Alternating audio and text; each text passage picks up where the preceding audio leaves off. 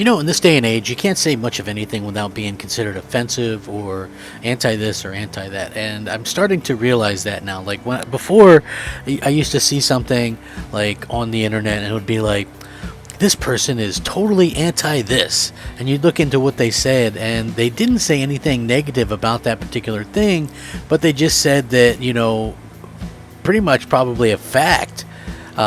Scientifically or something, and then people just go, oh, well, that's anti this or anti that, and then people just kind of go off on them or whatever. But the funny thing is, you sit back and you take it and you take it and you take it, and I have long been thinking that kind of political correctness is really not a great thing, right? Listen, I'm a big guy. Growing up, I got called all kinds of names in the books, and what has that done for me as an adult?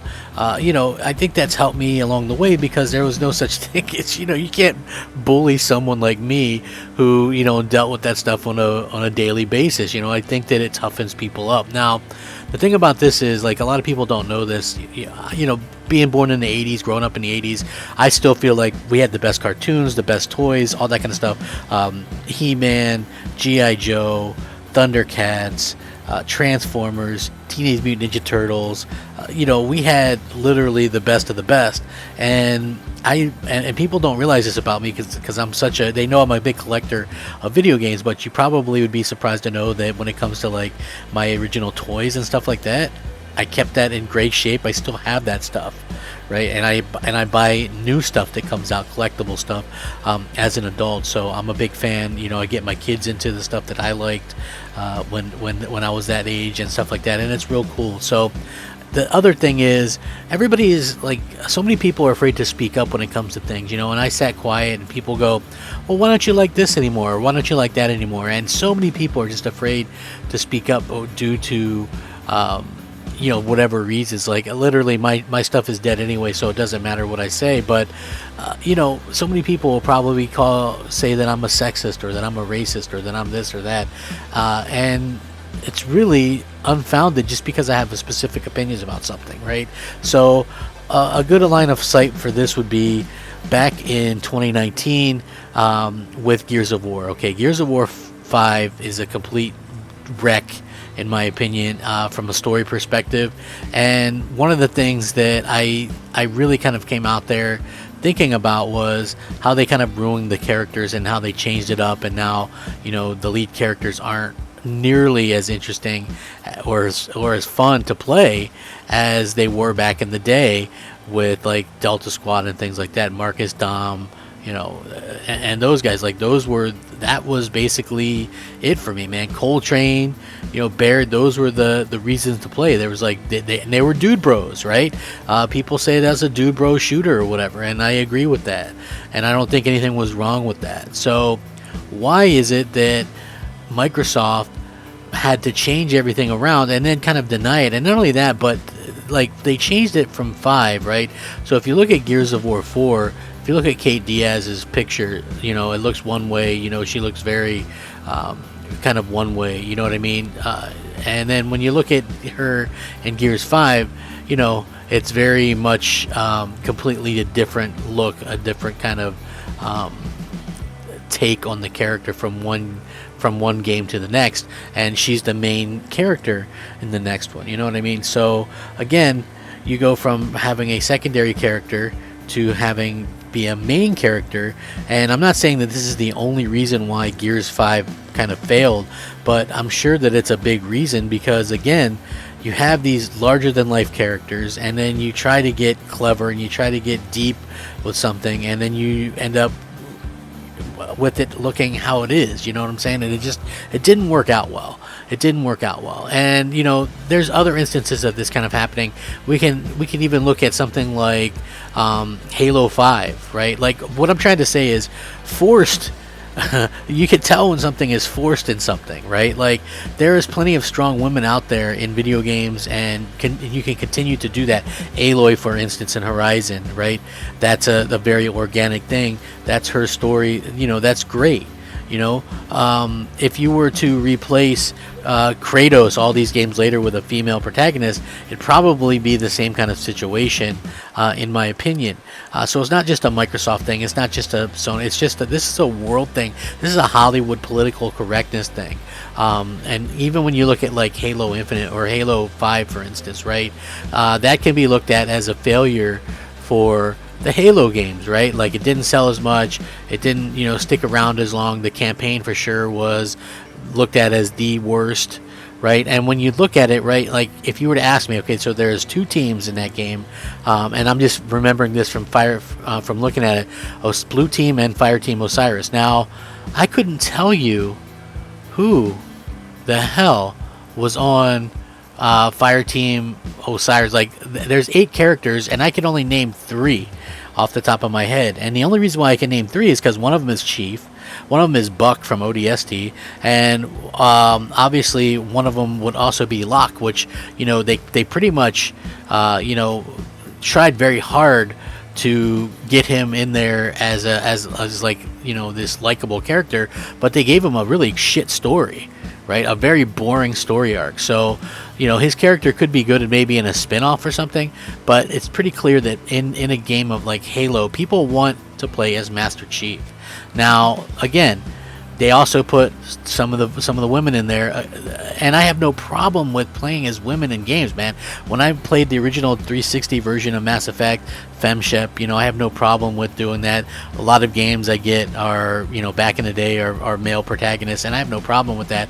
I think I have a problem with, like, my problem that I finally figured out is long-standing games, right, and franchises that try to change things up like that, right? That just, for the sake of inclusion.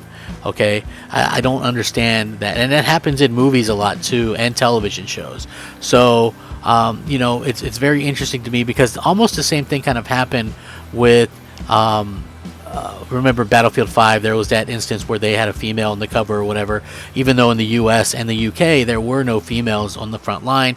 And what happened, basically EA was like, well, don't buy it then, and you know what, people didn't buy it. I think there comes a tipping point for everybody, and I know this is stupid as a tipping point for me. You'd think it would be Gears of War or Halo with the forced inclusion, but no, it wasn't either of those things really. It was a cartoon. It was He-Man. Something that I grew up with. Now, I will point out also, if you can look at something like Phil Spencer says that, something like Perfect Dark for Xbox, that their games are missing female characters. That's what he says, right? He says our games are missing female characters, and he talks about relaunching Perfect Dark. So, are you telling me that you bring up this new studio that's supposed to be doing like this state-of-the-art amazing stuff, and the game that you pick is basically picked strictly because it's a female character as the lead? Like, I think that's complete and utter BS, right? Like, honestly, I 100% think that is, because you've already given the lead role over to Kate Diaz in Gears of War. You have there's multiple. Look, Lara Croft, she kicks ass, man. The Tomb Raider reboot's fantastic. Samus in those games, absolutely fantastic. There is a ton of games like this. You have a ton of this kind of situation, but to put people or to make a game strictly because it has a protagonist, isn't that pandering? Like, to me, that's totally pandering. So anyway,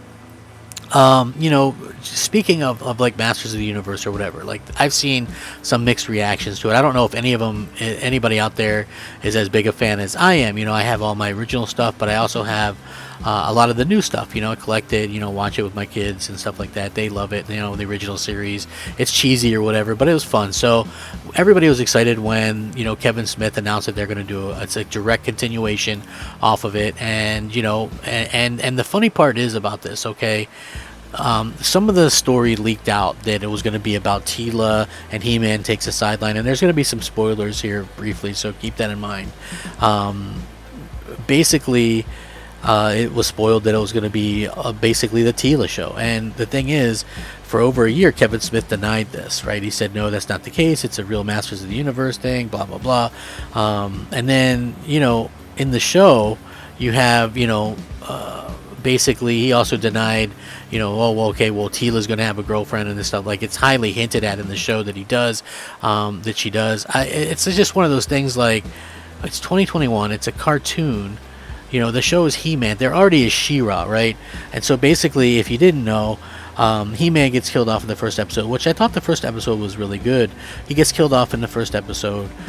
So for the further 4 episodes, he's basically not there, but through flashbacks, they bring him back as Adam, and then he gets stabbed right through, and you're alluded to believe at the end of the cliffhanger that he's either dying or he's at the very least, going to be sidelined for the next 5 episodes, and, Teela's going to have to save the day again or what have you. So they went from a show where there was, strong male leads, and I got to be honest, growing, like I said, man, Optimus Prime from Transformers, Lion-O from Thundercats, Duke from G.I. Joe, He-Man from He-Man, Leonardo and from Teenage Mutant Ninja Turtles. You had these strong male figures in these shows, but a lot of these shows also had very strong secondary female characters, which was good.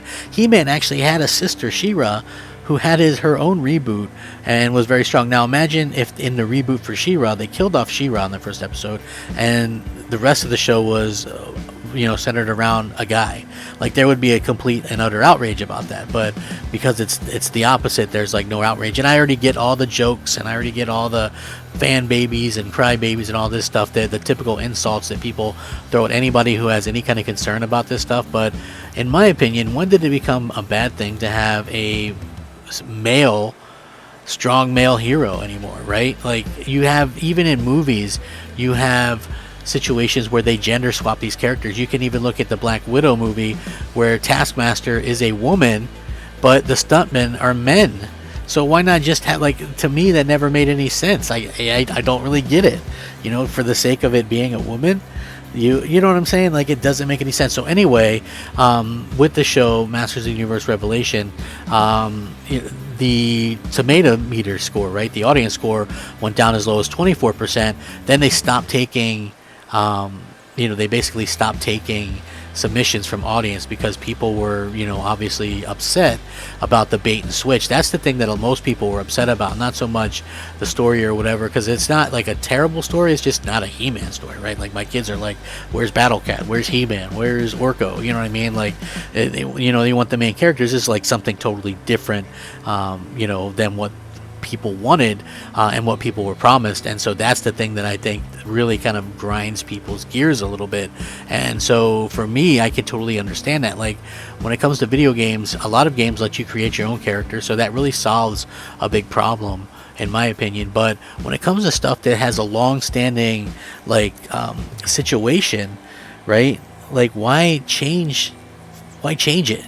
Right? Like, you might go, oh, well, to be more inclusive or whatever, but when the guy promises that this is for the people, the original fans of the series, it doesn't make a whole hell of a lot of sense to me. And we live in this day and age where people just accept it and accept it and accept it and accept it. And I don't understand why we have to keep on accepting it, because yes, I'm sure I'll be called every book name under the sun for saying any of this stuff, but is that true? No. I think women are great. I think that you can have any kind of group, but I think that you can't, that pandering to people isn't a great thing regardless of who they are, right? Like, changing a character for the sake of pandering doesn't make it right. Create something new for that person, right? Like, that's, to me, would be like this. If Teela would have had a spin-off, hey, great. But the fact that you get promised one thing, and then they switch it over to something else, you basically get caught in a lie. I think that's the part where there is some of these big problems at, and that's where I have a problem with it. It's almost like you can't be a man, or it's a shame. You're shamed to be a man or want like some manly things or whatever. It's like, why is that? Why is that? Why is that a thing? I don't understand that. We still have a society where men are of the population, right? We're still growing men. We still have kids. We still have, and they're going to grow up to be men or whatever. Like, I don't want to say that, obviously I had a really good father who spent a lot of time with me and, was great at teaching me things. But at the same time, a lot of the stuff that I learned as a kid, you know, just about like some morality and things like that, was from simple stuff like cartoons and stuff. They used to have like a positive message of, you know, helping people, helping each other. That's what I equated with like a strong male kind of thing, you know what I'm saying? And nowadays it's getting kind of, you're seeing that less and less, because you're not allowed to be that. Like, you can't be a dude bro, you can't have a dude bro game anymore. You know, it's like they're becoming further and further and away from what you can have and what's acceptable for some reason, and it's complete nonsense. You know, what's the big deal with He-Man? Why make him look less to make Tila look better, right? Like, that, I don't understand it. He's He-Man, for freaking crying out loud, right? There already is a She-Ra, so, you know, and to me, it wouldn't surprise me if she ends up wielding the power sword at some point before taking over as the next sorceress or whatever. But, you know, for there to do like a 10-part thing and have He-Man not be the main hero, I think it's ridiculous, and, you know, kind of a slap in the face to longtime fans. But, you know, anyway, this is my rant on this. I doubt if anybody cares or listens, but, you know, I just kind of wanted to get that off my chest because so many people are afraid to say anything. I think there's a place for everything, but I think that it's okay to leave things status quo the way they've been for 40 years, you know, given a character or whoever. So let me know what you guys think. Thanks for watching. Crapgamer out.